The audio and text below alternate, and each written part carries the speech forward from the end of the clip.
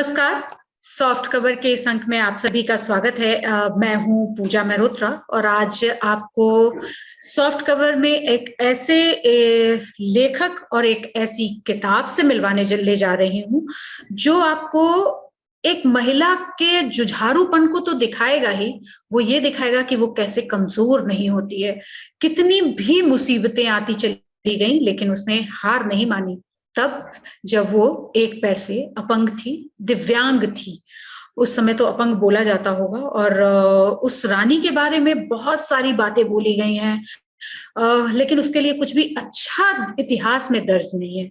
लेकिन एक लेखक ऐसे भी हैं जिन्होंने उस रानी को 1200 साल बाद दुनिया के सामने लाने का काम किया है। और मुझे पूरा यकीन है कि कोई भी घर ऐसा नहीं होगा जिसने इस किताब को पढ़ा और वो ये ना चाहे कि भगवान जैसी भी हो ऐसी बेटी मेरे को भी देना। और ये किताब है कश्मीर की एक योद्धा रानी के ऊपर, और इसको आशीष ने लिखा है। आशीष, आपका बहुत बहुत स्वागत है सॉफ्ट कवर के इस अंक में। बहुत बहुत धन्यवाद आपका, बहुत बहुत धन्यवाद। आज आप किताब लाना भूल गए लेकिन हम आपकी ये किताब लेके आए हैं। किताब कश्मीर की योद्धा रानी दिद्दा पे है। दिद्दा, जिसने क्या कहें कश्मीर की इस रानी के लिए। आशीष, आप ही से शुरू करते हैं। शुरुआत इसी बात से कि क्या कहा जाए इस योद्धा को।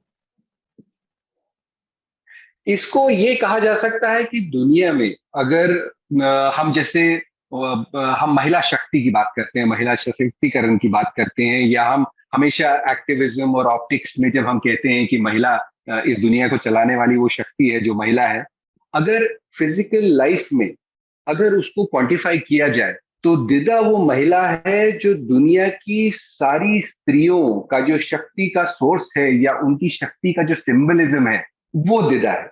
दुनिया में सबसे महान, सबसे गौरवशाली और सबसे बहादुर व्यक्ति, मैं उसको महिला और पुरुष की उस संज्ञा में नहीं बांध के रखना चाहता। दुनिया में if there was a greater braver and एक ऐसा व्यक्ति जो सही मायने में शक्तिशाली हो तो वो एक महिला थी जिसका नाम दिद्दा था। बहुत ही अच्छा, इससे अच्छा तो इंट्रो में दे भी नहीं सकती थी जितना अच्छा आपने इनका परिचय हमारे दर्शकों से कराया। आशीष, अगर बात करें तो दिद्दा जो कश्मीर की योद्धा रानी, जिसका आपने इस 215 पन्ने की ये पूरी किताब है, इसमें जिक्र किया है, कहाँ से ख्याल आया इनके बारे में आपके मन में? और क्या वो आज जो कश्मीर के हालात हैं, आपको लगता है कि दिद्दा अगर आज होती तो कश्मीर कुछ और होता? बिल्कुल। सबसे पहले तो दिद्दा की कहानी इन अ वे हमारे अपने परिवार की कहानी है। मैं बचपन से अपनी ग्रैंड मदर से दिद्दा के बारे में सुनता आया था और वो मुझे हमेशा टोकती थी कि तुम दिद्दा की तरह बिहेव मत किया करो, स्टॉप बिहेविंग लाइक दिद्दा। और वहां से मुझे वो छोटी छोटी कहानियां उस दौर में, अगर आपको याद हो, जो ग्रैंड पेरेंट्स हमारे हैं वो छोटे छोटे किस्से हमारी डे टू डे लाइफ में जोड़ करके बताते थे कि ऐसे नहीं करना, ऐसे करना। तो मैं बचपन से दिद्दा की कहानी सुनता आया। और जब मेरी अपनी पर्सनल प्रोफेशनल लाइफ में एक वो मकाम आया कि जहां मुझे लगा कि अब मुझे रिसर्च बेस्ड कंटेंट पे काम करना है और मैंने अपना एक अलग इंडिपेंडेंट प्लेटफॉर्म, अपनी एक अलग नियति तय करने की कोशिश की, तो उस समय स्त्री देश पे मैं जब काम करने लगा तो एक 10,000 साल का इतिहास मेरे सामने दोबारा से उजागर हुआ। और उसमें जब मैंने उस कॉन्टेक्स्ट में जब मैंने दिद्दा की कहानी को रिविजिट किया तो यकीन मानिए मुझे कभी कभी खुद पे यकीन नहीं होता था कि ये दुनिया कितनी बायस्ड और कितनी पोलराइज्ड हो सकती है, और खासकर जो हमारा इतिहास लिखा गया है वो कितना इम्पोर्टेंट है जिन जिन लोगों ने भी उसको लिखा। तो दिद्दा की कहानी जब मैं दोबारा रिविजिट किया मैंने, तो सबसे पहले जो दिद्दा का इतिहास एक ही जगह पे मेंशन है, वो कल्हण पंडित की आज से 1200 साल पुरानी राजतरंगिणी में 1100 साल पुरानी एक राजतरंगिणी किताब लिखी गई जो कश्मीर की सबसे ऑथेंटिक हिस्ट्री मानी जाती है। उसका इंग्लिश में तर्जमा भी हुआ। तो उसमें करीब 4000 पन्ने हैं, उसमें 2 पन्ने दिद्दा के ऊपर भी हैं। और वो 2 पन्ने कुछ इस तरह के हैं कि दिद्दा एक चरित्रहीन महिला थी और दिद्दा ने अपनी सेक्सुअलिटी का इस्तेमाल सत्ता में बने रहने के लिए किया। न सिर्फ उसके कमरे में किसी भी पुरुष को आने जाने की छूट थी, बल्कि वो सत्ता में इतनी अंधी थी, सत्ता के लालच में इतनी अंधी थी कि उसने अपने पोतों तक को अपने हाथों से उनकी हत्या कर दी। उसने अपने बेटे की हत्या को भी अंजाम दिया, ऐसा भी कहा जाता है। तो कुल मिला के दिद्दा का चित्रण ऐसा है इतिहास में कि दुनिया में अगर कहीं ये कहा जाए सबसे भ्रष्ट, सबसे करप्ट और सबसे कैरेक्टरलेस अगर कहीं इतिहास में कोई व्यक्ति है तो वो दिद्दा का चित्रण है। और मैं खुद से इतना शॉक था क्योंकि मैंने पहली बार जब इतिहास को खंगाला और जब ये कहानी मेरे सामने आई तो मेरे सामने सिर्फ एक ऑप्शन थी कि क्या मेरे पास जो कहानी है वो किसी और व्यक्ति की है। और फिर जब मैंने इतिहास को खंगालना शुरू किया तब एक ऐसी सिचुएशन मेरे सामने आई कि जहां मुझे खुद को ही एक्सेप्ट करना पड़ा, मेरी हिस्टोरिकल रिसर्च को एक्सेप्ट करना पड़ा कि नहीं, इस महिला के साथ में और दुनिया की आधी आबादी के साथ में हम लोगों ने छल किया। हमने दुनिया को जो सबसे बड़ा एक एग्जाम्पल हो सकता था पुरुषार्थ का, मतलब सो टू से हमारे पास इसकी एक फीमेल वर्जन इस वर्ड का नहीं है, तो एक ऐसा सिंबल गौरव का, प्रतिभा का, शौर्य का जो इस धरती से दुनिया को मिल सकता था, हमने दुनिया को इस उस सिंबलिज्म से वंचित रखा सिर्फ इस वजह से क्योंकि इतिहास जब भी लिखा गया तो वो विक्टर्स के बिहाफ पे लिखा गया। और उस दौर में हमारा जब इतिहास लिखा जा रहा था तो उस वक्त ये कह सकते हैं कि broadly Islamisation of India had begun. तो उस वक्त में जब हिस्ट्री हमारी लिखी गई तो महिलाओं को सिस्टमेटिकली इरेज कर दिया गया और दिद्दा उसकी सबसे बड़ी विक्टिम रही। आज दूसरा आपका सवाल था कि कश्मीर, आज मैं तो ये कहता हूं कि अगर हम दिद्दा की के जीवन का 10% सीख भी समाज में लें और उसका 1% भी फॉलो करें, this world will be a far progressive, far more dynamic and a peaceful world. सिर्फ कश्मीर ही नहीं, देखिए कश्मीर, आज हम कश्मीर किससे जानते हैं? खून खराबे से जानते हैं, दहशत से जानते हैं, रोज लोग मरते हैं, चाहे वो हिंदू है या मुसलमान, मरता आखिर इंसान ही है, चिथड़े उड़ते हैं, कश्मीर की सड़कें आज खून से सन है। क्यों? लेकिन कश्मीर का ही तो सच था कि जो दुनिया की सबसे महानतम स्त्रियां हुई वो कश्मीर की धरती की देन थी। ऐसा इतिहास में दर्ज है। उसको जो मेरे प्रोजेक्ट का जो टाइटल था स्त्री देश, वो मेरा फिगमेंट ऑफ इमेजिनेशन या क्रिएटिव वर्ड नहीं था। उस धरती को संज्ञा दी गई थी कि धरती पे अगर कहीं शक्तियों का वास है, शक्तियों का राज है, तो वो धरती कश्मीर की धरती थी। और हमने क्या कर दिया उस धरती को आज भी। लेकिन कभी कभी देखा जाता है, जैसे मैं अपनी ग्रैंड मदर या हमारे, it is Kashmir society in a true way is a matriarchal society. देखिए हम साउथ की सोसाइटी को अक्सर मैट्रियार्कल सोसाइटी मानते हैं, पर वो मिसकंसेप्शन है। वहां पे मैट्रियार्कल सोसाइटी इसलिए है क्योंकि मेजॉरिटी ऑफ द मेन वो मिडिल ईस्ट में काम करने के लिए गए हैं, तो बाय फोर्स वो महिलाओं को काम करना पड़ता है। कश्मीर के साथ ऐसा नहीं था। कश्मीर का जो एडमिनिस्ट्रेशन था, चाहे वो राजतंत्र हो या प्रजातंत्र हो, जो प्रजा के हाथ में पावर थी, असली एडमिनिस्ट्रेटर जो कश्मीर की धरती पे रहा। और इस कॉन्वर्सेशन में जब मैं कश्मीर की बात कर रहा हूं तो मैं अनडिवाइडेड कश्मीर की बात कर रहा हूं, जिसका एक सिरा काबुल अफगानिस्तान तक था और दूसरा हिस्सा करीब गुजरात तक था। वहां पे जितने मेजर एडमिनिस्ट्रेटिव डिसीजन लेते थे वो महिलाएं लिया करती थी। कश्मीर में एक बहुत बड़ी एक संस्था है, संस्था से मेरा कहने का मतलब असल में परंपरा रही कि वहां की जो रानियां रही, unlike any other part in the world where women were only treated as arm candies and consorts, Kashmir में ऐसा नहीं था। कश्मीर में रानी राज चलाती थी, राजा नॉमिनल, जैसे हमारे यहाँ देश के राष्ट्रपति होते हैं, वो he is of course the first citizen, पर वो एक नॉमिनल हेड है, एक डेजोर है। असली शक्ति जो है वो प्रधानमंत्री के पास है क्योंकि वो जनशक्ति का प्रतिनिधित्व करते हैं। उसी मायने में कश्मीर की महिलाएं, हम 50 के दशक से देखें, 60 के दशक से देखें, मैं 70 की पैदाइश हूँ, 70 आई वाज बोर्न पोस्ट 70। हमने अपने लाइफ टाइम में देखा कि कश्मीर में महिलाएं नौकरियां करती थी, दूर दराज इलाकों में जाकर के अकेली रहती थी। और ये सब ये जो कुप्रथाएं आज हैं, ऐसा कभी कश्मीर में हमने नहीं देखा। हमारी क्लास में आधी हिस्सेदारी महिलाओं की होती थी, और वहां की महिलाएं जो हैं वो आम महिलाओं की तरह नहीं है। समाज में डिसीजन मेकिंग पावर अगर आपको देखना है सही मायने में, तो आप कश्मीर में उसकी झलक देख सकते हैं। आज अगर दिद्दा की जीवनी का 1% भी फॉलो किया जाए तो कश्मीर ये वाला कश्मीर नहीं रहेगा। अभी जो आप इतनी सारी बातें कश्मीर के बारे में बोल रहे थे, एक लाइन जो मैंने आपकी इन बातचीत में निकाला कि राज तरंगिणी की आपने जिक्र किया है, और राज तरंगिणी के बारे में आपने पहले भी हमारी आपकी जब बातचीत हुई तो उसमें आपने बताया क्यों दिद्दा के साथ इतने बायस्ड थे और क्यों कश्मीर में महिलाएं इतनी, अगर कुछ नाम हटा दें कश्मीर से महिलाओं के फिलहाल पिछले कुछ सालों के, तो कश्मीर में महिलाओं की स्थिति तो बहुत आज के दिन में जो देखी जा रही है वो बहुत दबी कुचली महिलाओं की है, जो कहीं दबा दी गई है। अगर निहत का नाम हटा दें, या फिर एक एक्ट्रेस आई जिसको बाद में एक्टिंग छोड़नी पड़ गई, मतलब ऐसे ऐसी चीजें जब सामने आ रही हैं, ऐसे ऐसे राज्य से जहां पे एक दिद्दा जैसी, या आप बता रहे हो स्त्री देश आपका एक रिसर्च पेपर है जहां पे बहुत सारी महिलाओं के बारे में जैसा हम लोगों की बातचीत हुई जिसमें जिक्र किया गया है, और दिद्दा तो पढ़ने के बाद मुझे लगता है कि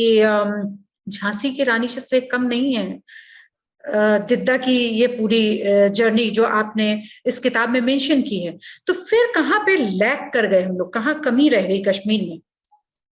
कश्मीर में दो लेवल पे कमी रही। एक तो जब दिद्दा के राज के बाद करीब 200 सालों के बाद कश्मीर में जब वैदिक परंपरा का सूर्यास्त हुआ और इस्लामाइजेशन कश्मीर का शुरू हुआ करीब by the turn of the 12th century, तो उसके बाद से ही महिलाओं का रोल जो है कश्मीर की धरती से और पूरे अगर हम देखें जो इंडियन सब कॉन्टिनेंट था वहां से महिलाओं का की भागीदारी समाज को चलाने में, तंत्र को चलाने में, राजशाही को चलाने में धीरे धीरे खत्म होती गई। और फिर चाहे वो तुर्कों का दौर आया, चाहे मुगलों का दौर आया, उसमें महिलाओं की भागीदारी ना के बराबर थी। महिलाएं, women were reduced to mere objects of pleasure और machinery mechanism of producing children. और वही परंपरा मुझे लगता है आज तक वही परंपरा चली आ रही है। और उसके साथ में उस परंपरा को देखिए, हर परंपरा को इंस्टीट्यूशनलाइज करना, ये जब भी आपके ऊपर कोई राज करता है तो सबसे पहले वो परंपराओं को इंस्टीट्यूशनलाइज करता है। तो उसमें इतिहासकार सबसे बड़ा एक टूल होता है। हम जैसे हम इतिहासकार की जब हम बात करते हैं इतिहासा की, मतलब it happened as it happened, पर हमारे यहाँ ये सबसे बड़ी फैलेसी है। भारत की हिस्ट्री मेरे ख्याल से एक जीता जागता उदाहरण है कि फिक्शनल हिस्ट्री, अगर कहीं एग्जाम्पल दे सकते हैं तो भारत, हमारा पूरा इतिहास जो है वो संस्कृत में था या शारदा में था। आज मुझे बताइए, जिन इतिहासकारों की किताबें हम पढ़ते हैं उनमें से किसको संस्कृत आती है? कोई है? एक आदमी भी ऐसा है जिसको संस्कृत आती है? नहीं। लेकिन हम उनकी किताबें पढ़ते हैं, उनकी इंटरप्रिटेशन पढ़ते हैं। जिनको खुद संस्कृत नहीं आती वो हमें इतिहास पढ़ाते हैं। तो ये मुझे लगता है हमारे इतिहास के साथ में सबसे बड़ी ट्रैवेस्टी, सबसे बड़ा जोक ये था कि हमने महिलाओं को जो हमने अपने समाज से हटा दिया, उनको एक अबला, एक उनको एक अपाहिज तौर पे फिजिकली, मेंटली, कि ये किसी लायक नहीं है, इनका इनका इनका प्रतिकार करना चाहिए, इनको तो दबाना ही चाहिए, ये बने ही इसलिए हैं। उसमें इतिहासकारों का सबसे बड़ा योगदान रहा। और हमारी failing as a democracy, as a free independent nation ये भी रही कि हम बातें हमेशा महिलाओं की करते हैं, बातें स्त्री शक्ति की करते हैं, लेकिन काम वैसा, हमारा चरित्र वैसा नहीं है। ये हमारे ही देश का पार्लियामेंट है जहां 33% रिजर्वेशन मिलना था ना। आज क्या हुआ? इतनी सशक्त सरकार है, क्यों नहीं दे पा रहे? देयर इज अ, हो सकता है कहीं ना कहीं पुरुषों को अब महिलाओं की सेवा भोगने का एक नशा हो गया है। अब वो उसको, ये माइंडसेट की बात है, इसमें कुछ नहीं रखा। जब तक ये माइंडसेट हम चेंज नहीं करेंगे कि महिलाओं को हमसे सुरक्षा रक्षा नहीं चाहिए, ये मानसिकता बदलने की जरूरत है। और हमारे डे टू डे लाइफ में हमारे पास में विमेन रोल मॉडल्स ही नहीं है। ले दे के आपने जैसे झांसी की रानी का नाम लिया, not that I am taking away any credit from Jhansi की रानी। अब देखिए, झांसी की Rani is a very modern phenomenon, 200 साल करीब हुए और उनके ऊपर गाथा लिखी गई, खूब लड़ी मर्दानी, वो तो झांसी वाली रानी थी। उस वजह से वो जीवित रही हमारे बीच में, और उनकी शौर्य गाथा आज भी जीवित है और as a source of inspiration है। लेकिन रानी झांसी, उनके जो एक्ट थे वो एक एक्ट था, she was fighting for her son to become the king. उनका शौर्य, मेरे ख्याल से जो उनकी गाथा है, उनकी जीवनी वो है। दिदा एक इनकम्पेरेबल है। दिदा की पूरी लाइफ, उसको उस समय इस्लामाइजेशन नहीं था, उसका किसी से कोई लेना देना नहीं था। दिदा की एक जीवनी पूरे विश्व की स्त्रियों की जीवनी है, कि जहां एक बच्ची पैदा होती है एक राज परिवार में। अक्सर हम ऐसा मानते हैं ना कि चलिए किसी गरीब दबे कुचले परिवार में एक महिला पैदा हुई या किसी दूर दराज गांव में हुई और उस वजह से उसको एक वो फलने फूलने का मौका नहीं मिला। दिद्दा एक राज परिवार की राजकुमारी थी। एंड इमेजिन, एक ऐसी राजकुमारी जिसको मांगा गया था, उसके पिता ने मांगा भगवान से, हे महादेव, मेरे 2 बेटे हैं, दोनों नालायक हैं, इसलिए मुझे आप एक पुत्री दो ताकि मेरा राज परिवार आगे चले और मेरा राज परिवार will grow from strength to strength. Imagine the mind of that 9th 10th century man, कि वो कितना प्रोग्रेसिव था। लेकिन उसकी फैलेसी ये भी थी कि जब दिद्दा पैदा हुई तो सेम परिवार, सेम पिता दिद्दा को मारने के लिए निकल पड़े, और पर वो उसको मार नहीं पाए, लेकिन उसको अबैंडन कर दिया गया। अब आप सोचिए इस कॉन्टेक्स्ट से, Didda is the story of a girl child who was born in a royal family, abandoned by her own parents who wanted a girl child, and she was adopted by a maid। एक नौकरानी ने दया खाके महाराजा से मांगी permission की, आप ये बच्ची मुझे दे दें, अगर आपको ये बच्ची नहीं चाहिए मुझे दे दें। एक नौकरानी ने अपना दूध पिला के एक बालिका को बड़ा किया, और वो बालिका अपने दम पे दुनिया की सबसे लंबा राज करने वाली रानी बनी, जिसने न सिर्फ विश्व को एक नए बेंचमार्क्स दिए, जो आज भी दुनिया जिन बेंचमार्क्स पे चलती है, strategy, combat, warfare, public policy, taxation, ये सारी की सारे बेंचमार्क्स दुनिया चलाने वाले दिद्दा ने दिए है दुनिया को। और उसने कभी किसी से रिजर्वेशन नहीं मांगा, उसने कभी ये नहीं कहा कि हाय हाय हाय मैं तो स्त्री हूं, मुझे प्यार दो, मेरे लिए सीट ब्लॉक करो, मेरे नाम पे स्कूल बनवाओ, प्याओ चलवाओ और मुझे सीट देने की व्यवस्था करो, मैं तो स्त्री हूं, मेरे साथ तो अत्याचार हुआ है, प्लीज मुझसे प्यार से पेश आओ। 10वीं शताब्दी के विश्व में दुनिया के सबसे बहादुर योद्धा जो थे, वो दिद्दा के सामने नतमस्तक हुए कभी ना कभी, और वो कांपते थे दिद्दा के शौर्य के आगे। ये दिद्दा की शौर्य गाथा थी जो हम भूल गए। काबुल की एक लड़ाई, मेरे ख्याल से हमारी पहले भी इस पे बात हुई थी। आप सोचिए कि करीब 40,000 ऐसे ऐसे लोग, जिनको मैं योद्धा नहीं कहूंगा, जिनका काम रोज मारकाट करना हो। 10th century world was a very exciting world, very adventurous. Europe and Middle East were fighting with each other. इस्लाम अपने वर्चस्व की लड़ाई लड़ रहा था, जेरूसलम के लिए लड़ाइयां हो रही थी, रोज लाखों करोड़ों लोग कटते मरते थे, पूरा सेंट्रल एशिया की धरती खून से लबालब हो चुकी थी। उस कॉन्टेक्स्ट में आप सोचिए कि गजनी का परिवार, 2 बेटे, हमने कई बार ये कहानियां अलग अलग दौर में सुनी हैं, 2 बेटे, छोटा बड़ा काबिल, लेकिन उसको राज परिवार नहीं मिला, उसको भागना पड़ा। उसको राज वापस चाहिए था गजनी का, उसको फौज चाहिए थी, पैसा नहीं था। पैसा कहाँ था? अनडिवाइडेड इंडिया में। आप सोचिए 10th सेंचुरी इंडिया को हम क्या कहते थे? सोने की चिड़िया। वो क्यों कहते थे? क्योंकि सब सब करीब 700 राज परिवार अय्याशी कर रहे थे। किसी ने ये नहीं सोचा ये अय्याशी चल क्यों रही है, क्योंकि एक महिला अपने अपने जीवन को हथेली पे लिए आपकी रक्षा कर रही है। कभी किसी ने सोचा ये बात? इस देश में कभी ऐसी सोच आई कि हमने जो प्रोग्रेस हासिल की वो इसलिए कि एक लड़की, एक अपंग लड़की जिसको अपने माँ बाप ने त्याग कर दिया था, वो आपकी रखवाली कर रही थी, जिसने इस देश को एक फ्रेमवर्क दिया। अखंड भारत की आज हम बात करते हैं ना, उसका क्रेडिट लेने वाले कितने सारे लोग हैं, कितने सारे पॉलिटिकल पार्टीज, कितने लोग, पर आप if you go back in time the credit goes to one woman and one woman alone. और जब गजनी ने हमला किया भारत पे, ये तय था कि आधी रात को भारत खत्म हो जाता, भारत टुकड़े टुकड़े हो जाता। 40,000 वो लोग जिनका रोज का काम था मारकाट करना, चैलेंज सिर्फ एक था, उन 40,000 योद्धाओं के सामने, मारने वाले सैनिकों के सामने एक महिला खड़ी थी, जिसके पास में केवल 500 फौजी थे, केवल 500 फौजी। और भीषण युद्ध हुआ। मैंने कई बार लोगों से पूछा, आज हम न्यूक्लियर स्टेट है, आज तो कभी बांग्लादेश, नेपाल भी हमको आंख दिखा देता है, 70 साल से लड़ रहे हैं। दिद्दा ने वो लड़ाई केवल 44 मिनट में जीती। 44 minutes, the greatest and the fiercest battle ever fought in this world ended in 44 minutes. और राजा मैदान छोड़ के भागा। उसके कमांडर इन चीफ को जब पकड़ लिया गया, उसने कहा दिद्दा से, माँ मुझे माफ करो, मैं दोबारा भारत की तरफ नाक उठा के नहीं देखूंगा।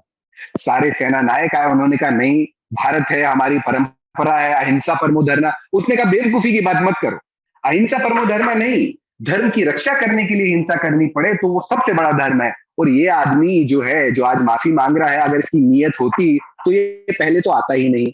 अब अगर आया है तो ये माफी इसलिए मांग रहा है क्योंकि फिर से लौट के आएगा। और Didda had him crushed under the feet of an elephant. It sent shock waves across central Asia की भारत की तरफ आंख उठा के मत देखना, एक पागल महिला का राज। और आप सोचिए ये कितना बड़ा लेसन आज के पॉलिटिशियंस के लिए है। और एक अकेली महिला ने 40,000 खूंखार योद्धा जो भारत को तहस नहस करने के लिए इंस्पायर्ड थे, उनको 44 मिनट में हरा दिया। इससे बड़ी शौर्य गाथा इस देश, हम सारे लोग ऋणी है उस महिला के, जिस महिला के शौर्य को, जिस महिला के त्याग को, उसने कभी नहीं सोचा कि मैं त्याग कर रही हूं, वो अपना काम कर रही थी। उस महिला ने जो काम हमारे लिए किया, ये इस देश का दुर्भाग्य है, अहोभाग्य है हमारा कि हम उस देश में हैं जहां हम ऐसी बेटी को भूल गए जिसने हमारे देश को अखंड होने का बेसिक फ्रेमवर्क और कॉन्सेप्ट दिया। और सिर्फ इतनी बात नहीं, आज हम देखिए महिला एक्टिविज्म की जब बात करते हैं, हम सती की बात करते हैं, हम क्या करते हैं एज ए समाज में, समाज से पूछता हूं कि हमने क्या किया उसके लिए। हमने महिलाओं के ऊपर हुए अत्याचारों को ग्लोरीफाई कर दिया है, हमने उनको इवेंट बना दिया है। लेकिन क्या आपको पता है कि दुनिया में पहली जो रिकॉर्डेड महिला थी जिसने सती प्रथा का विरोध कैसे किया, आवाज उठा के नहीं, उसने सती प्रथा को ऐसे पलटा कि उसने सती प्रथा का उल्टा इस्तेमाल किया अपने दुश्मनों का खात्मा करने के लिए, वो दिदा थी। दुनिया की पहली para athlete, recorded para athlete महिला। आज पैरा ओलंपिक्स का दौर है, बड़ा मान सम्मान मिलता है। हम एक अपंग महिला से क्या उम्मीद कर सकते हैं कि वो अपने हाथों से चेस खेले शायद, लेकिन दिदा वो महिला नहीं थी। दिदा वो महिला थी जो अपंग होते हुए भी उसका शौक जो था वो दौड़ने का शौक था, एक लंगड़ी लड़की का शौक दौड़ना था। कितने बड़े गौरव की बात है। It gives you a peep into the mind of that incredible woman. और उसके अलावा जो दिदा का कंट्रीब्यूशन है वो आर्म्ड कॉम्बैट में अनपैरेलल्ड है। दुनिया का पहली पेड आर्मी, आज क्या महिलाओं की कभी बात होती है? दुनिया की पहली पेड आर्मी महिला ने स्टार्ट की जिसका नाम दिदा था। दुनिया का पहला कमांडो दस्ता, आज दुनिया चलती कमांडोज की वजह से है। सीक्रेट मिशन हम उड़ी देखते हैं, ये सब चीजें देखते हैं। दुनिया का पहला कमांडो दस्ता एक महिला ने बनाया। एंड फॉर गॉड से किस महिला ने बनाया? जिस महिला को अपंग घोषित करके, उसको अपशगनी घोषित करके अपने परिवार ने निकाल दिया। उसने दुनिया के पहले कमांडो दस्ते की नींव रखी। दुनिया की सबसे शक्तिशाली डिस्ट्रक्टिव वॉर स्ट्रैटेजी जिसका सारी दुनिया लोहा मानती है, गुरिल्ला वॉरफेयर। अमेरिका में वियतनाम ने अमेरिका को छकाया, कुछ घुड़सवारों ने, ट्राइबल्स ने रशिया जैसी आर्मी को छकाया। सीरिया देखते हैं, कश्मीर देखते हैं।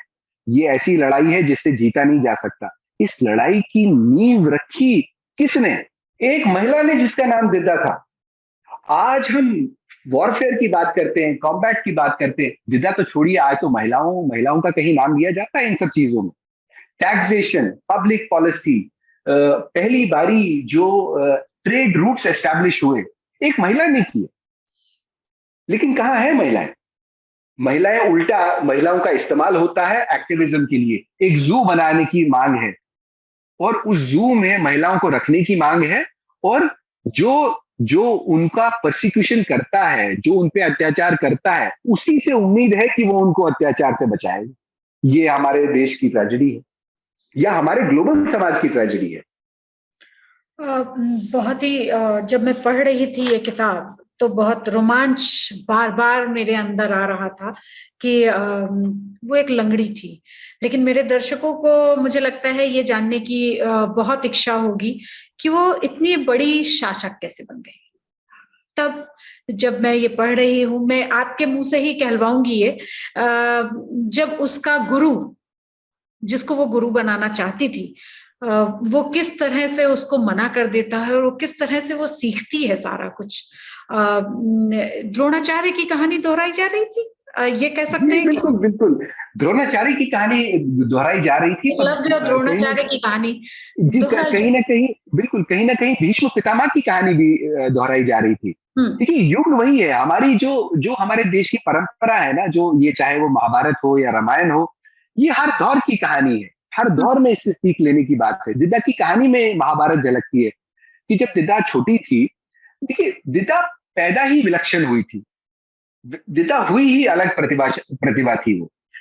एक ही व्यक्ति दुनिया में दिद्दा हो सकता है। दिद्दा को जब परिवार ने त्याग दिया, तो दिद्दा हमेशा ये सोचती थी कि मुझे मेरे पिता का प्यार, मेरी माँ की गोद क्यों नहीं मिलती। उसको ये कभी नहीं लगा। उसकी जीवन से सीख ये मिलती है कि you are only as strong as your mind. अगर आप परिस्थितियों को अपने ऊपर हावी होने देंगे, तो आप वैसे ही हो जाएंगे। जो आज का समाज वैसा ही है, हम परिस्थितियों के हिसाब से खुद को डालते हैं। दिदा को ये लगा कि मुझे मेरे पिता की गोद, मेरी माँ का लाल लाड दुलार शायद इसलिए नहीं मिल रहा क्योंकि मैं सैनिक नहीं। क्योंकि वो नोट करती थी कि जब भी उसके पिता सैनिकों से घिरे रहते थे, वो बड़े खुश रहते थे। तो दिदा को ये लगा कि अगर मैं सैनिक बनूं तो मुझे अपने पिता का प्यार मिलेगा। Imagine, Didda story is also a journey of a daughter looking for her parents' love. In doing so उसको कभी ये नहीं लगा कि मुझे प्यार इसलिए नहीं मिल रहा क्योंकि मैं अपाहिज हूं। उसको ये सोचने की बात थी, उसको ये लगा कि मुझे जीवन में कुछ करना है, मुझे अपने जीवन को कंट्रोल में लेना है, ताकि मुझे अपने पिता का, अपने परिवार का प्यार मिले।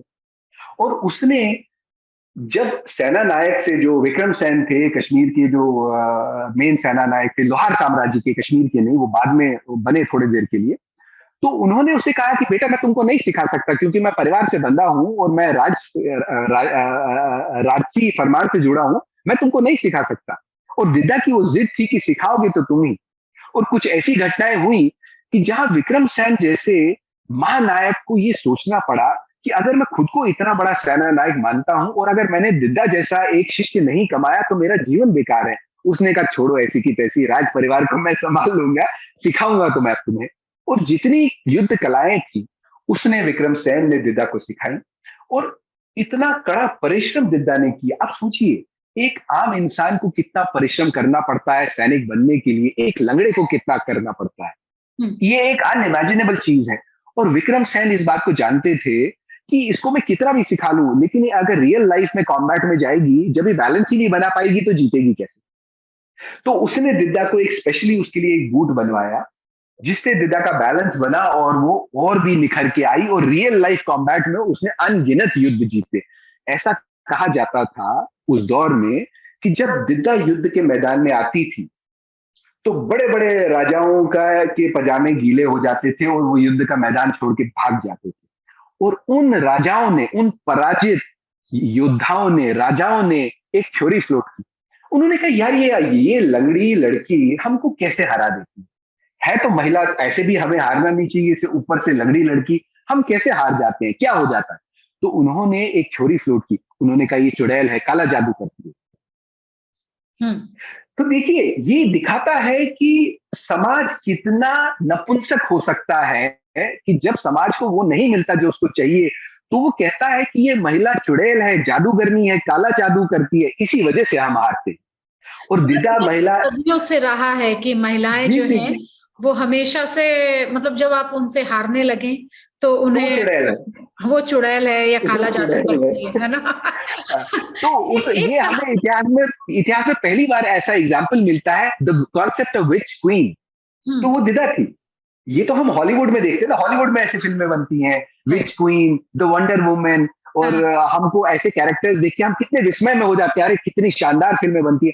अरे वो फिल्में हैं, हमारे यहाँ रियल लाइफ में एक महिला की गाथा उससे हजारों गुना ज्यादा रोचक करने वाली गाथा थी।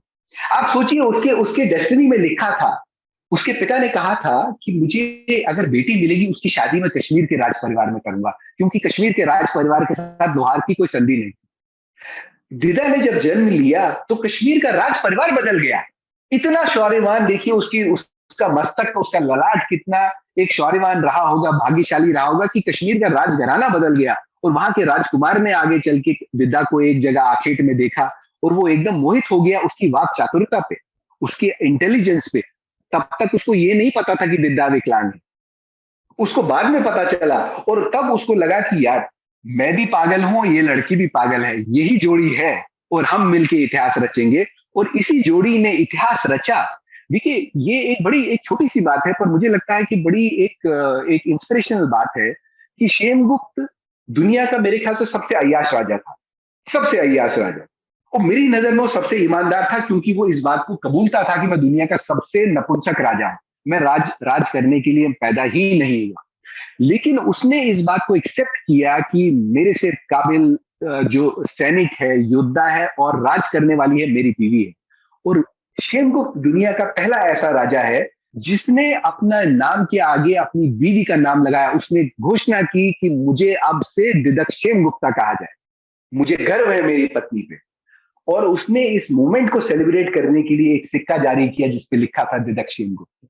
अब जो हम लोग बात कर रहे थे, वैसे तो हर एक पन्ना मुझे लगता है 215 पेज पन्नों की ये किताब, और हर एक पन्ना आपका जब मैं पढ़ रही थी तो रोमांच से भरपूर था। चाहे वो जो है उसके नए राजा की घोषणा की बात हो, या फिर उसके बेटे के साथ, और बेटे अभिमन्यु अभिमन्यु जी कुछ जी, नाम अभिमन्यु, में कंफ्यूज हो जाऊंगी। अभिमन्यु। और जब उसकी बहू उसे निकालती है घर से बाहर, जी जी मतलब उस समय तो आपको ये एहसास होता है कि इस औरत ने मतलब क्या लिखवा के आई। एक तरफ तो वो इतनी जी। मजबूत विदुषी, इतनी पूरे समाज को बनाने वाली एक औरत, और आखिर में वो कहाँ हार मानने लग जाती है अपने बेटे और बहू के सामने, और उसके बाद वो घर छोड़ के निकलती है। जी है जी ना? वो पढ़ते हुए एक रोमांच भी आता है, एक दुख भी होता है, और उसके बाद जब आप ये देखते हैं कि उसकी शौर्य गाथा को 1200 सालों तक चुड़ैल कह के और काला जादू वाली कह के और कैरेक्टर लेस कह के दिखाया जा रहा हो, और एक ऐसे लेखक ने किया हो ये, जो कश्मीर का इतिहास लिख रहा हो, उसमें आपका ये दिद्दा का लिखना मुझे लगता है कि हर देश के ही नहीं, दुनिया के, क्योंकि हिंदी और इंग्लिश दोनों में आपने ये किताब लिखी, जी। और वो आपको ना अंदर तक मजबूत करता है कि आप पहले तो आप लड़की होने की लाचारी छोड़ दें कि आप लड़की हैं इसलिए बिल्कुल। लाचार हैं, और आप इसको इसलिए भी पढ़ें कि वो लंगड़ी थी, उसने कैसे अपने हर चीज को अपने दिमाग से जीता, है ना? मुझे मतलब एक्स्ट्रा ऑर्डिनरी बुक है आपकी, और मैं मतलब मेरे पास वर्ड्स नहीं थे जब मैं पढ़ रही थी इसे। एक कहानी जो मुझे और बहुत अच्छी लगी, वो आप मुझे एक बार, बहुत कम समय बच गया हमारे पास, दर्शकों को वो कमांडर चुड्डा वाली कहानी एक बार बताएं, बहुत संक्षिप्त में बताइएगा। ये बड़ी आम सी बात थी कश्मीर की धरती के लिए कि पिता अपने बेटे को शायद युद्ध कला सिखाता या नहीं सिखाता, लेकिन हर पिता ने, अगर उसकी पुत्री थी, उसको युद्ध कला सिखाई और उसको युद्ध के मैदान में लेके जाता था। ऐसी दुनिया में कहीं कोई मिसाल नहीं। आशीष, बहुत अच्छी बातचीत रही, और मैं अभी आपके पीछे देख रही हूँ, एक महिला की फोटो आपने लगा रखी है, शायद वो एक बार तो मुझे लक्ष्मी जी जैसी लगती हैं, कभी वो दिद्दा जैसी भी लगने लग जाती है। जी जी, मैं जो भी हूं ऐसा मानता हूं कि जो मेरे कुल की महिलाएं रहीं, तो मैं ऐसे परिवार में जन्मा जहां हमेशा से महिलाओं का आशीर्वाद रहा, कई सारी बहनें रहीं। इसी वजह से जब ट्विटर पे लोग कभी कभी बदतमीजियां करते हैं तो मैं बड़ा वो स्तंभ रह जाता हूं कि मैं कैसे जवाब दूं उसका। कि जब कोई ट्रोल करता है और एक थोड़ी सी घटना भी हुई तो मैं जवाब नहीं दे पाता, क्योंकि मेरे परिवार की कितनी महिलाएं वहां पे भी है। तो बड़ा सौभाग्यशाली रहा कि एक सौभाग्य ये भी रहा कि मेरे पिता ने जीवित रहते आज भी वो शतायु हों। उन्होंने जब मेरी बहन बहुत छोटी थी तो मुझे कहा कि कल को हो सकता मैं न रहूं, ये तुम्हारी बहन नहीं, ये तुम्हारी बेटी है। बहुत सारी बातें हैं, मुझे लगता है कि दर्शकों से मैं ये कह सकती हूँ कि इस किताब को पढ़िए, और अपने घर में अक्सर ये कहा जाता है, बचपन से मैंने भी सुना कि लोग अपने घर में लड़कियां तो चाहते हैं, लेकिन झांसी की रानी दूसरा पड़ोसी के घर में चाहते हैं। लेकिन ये दिद्दा एक ऐसी कहानी है कश्मीर की योद्धा रानी, जिसको कि मुझे लगता है कि ये कहा जाए कि ऐसी बेटी हर किसी के घर में हो।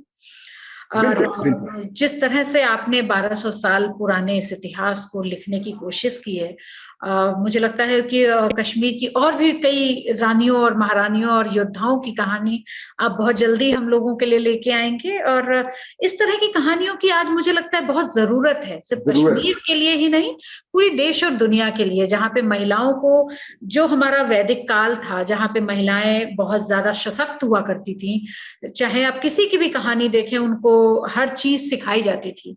घर में अगर पुत्री पैदा हुई है तो वो राजकुमार से कम नहीं आंकी जाती थी, उसको दूसरे परिवार में जाना होता था, इसलिए भी उसे बहुत सारे गुण और अपनी रक्षा, आत्मरक्षा के लिए बहुत सारी चीजें सिखाई जाती थी। और मुझे लगता है कि दिद्दा जैसी कहानियां, भले ही इतिहास के पन्नों में उसे कुछ भी कहा गया हो, लेकिन ऐसी कहानी लाई जानी चाहिए। और आपका बहुत बहुत शुक्रिया कि आप हमारे लिए इस तरह की एक कहानी लेके आए। और स्त्री देश में जो आप काम कर रहे हैं, मुझे लगता है बहुत जल्दी हमें वो भी कहानी पढ़ने को मिलेगी, अलग अलग लड़कियों की। और एक छोटा सा सवाल और रह जाता है, क्या दिद्दा की आज हमारे कश्मीर को या हमारे देश को जरूरत है? अब तब जब मुर्मू, हमारी द्रौपदी मुर्मू राष्ट्रपति बनने जा रही हैं, तो आपको लगता है कि एक इस तरह की महिलाओं की हमारे देश को एक रोल मॉडल की जरूरत है और दिद्दा को एक रोल मॉडल की तरह लाया जाए? देखिए, बिल्कुल, मैं ऐसा मानता हूं कि जो हमारे विश्व गुरु बनने का सपना स्त्री देश से होता हुआ जाता है, और दिद्दा उसकी इकलौती सबसे बड़ी चाबी है। बिना स्त्रियों के दुनिया में शांति नहीं हो सकती, प्रोग्रेसिव नहीं हो सकता दुनिया, और भारत की तरक्की, भारत के विश्व गुरु बनने का रास्ता स्त्री देश और दिद्दा के हाथों ही होगा। मैंने बहुत कोशिश की, बातें सब करते हैं, लेकिन फिर बाद में ये रह जाती है। मुझे लगता है हमारी वो मानसिकता टेक ओवर करती है कि महिलाओं को एक हद से ज्यादा शक्तिशाली बना दिया, तो फिर हमारा क्या होगा। बहुत बहुत मुझे लगता है अब साइन ऑफ करना चाहिए हमें। और इससे पहले मैं अपने दर्शकों को फिर से एक बार बताना चाहती हूँ कि ये एक किताब है जिसे आप सभी को पढ़ना इसलिए भी चाहिए कि अगर आप एक सशक्त देश चाहते हैं, एक विश्व में, जैसा कि आशीष कह रहे थे कि आप विश्व में एक गुरु बनना चाहते हैं, तो एक स्त्री का वहां पे सशक्त होना बहुत जरूरी है। सही बोला आशीष मैंने? बिल्कुल, बिल्कुल, बिल्कुल। और दर्शकों की जानकारी के लिए, जो हम अपनी बड़ी बहनों को दीदी और दादी माँ को दादी कहते हैं, उस शायद अब उनको ये समझ में आएगा कि genesis of that name Didda, वो दिद्दा के नाम से शुरुआत हुई थी। दिद्दा का मतलब होता है एक सशक्त महिला, वो महिला जो अपनी शक्ति को हनुमान की तरह जानती है। इन्हीं सब जानकारियों के साथ मुझे लगता है हमें विदा लेना चाहिए। फिर किसी और अंक में मिलेंगे सॉफ्ट कवर के, और फिर हमारे साथ कोई नई किताब होगी। तब तक के लिए नमस्कार। नमस्कार, थैंक यू।